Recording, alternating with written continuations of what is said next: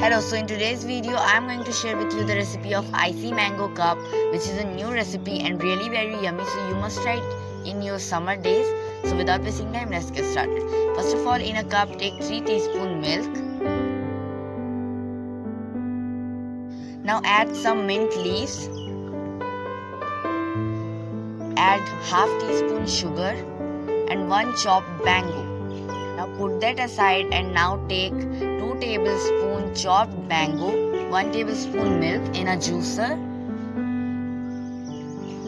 and take out the juice of it. We need both the paste and the juice.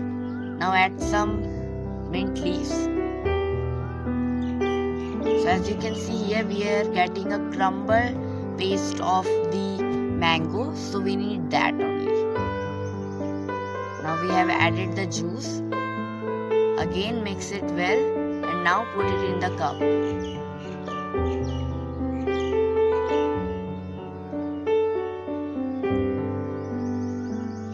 Now add some sugar if you want to add.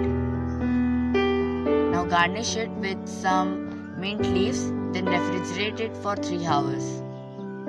So as you can see here, this is really very icy, so I hope you like it.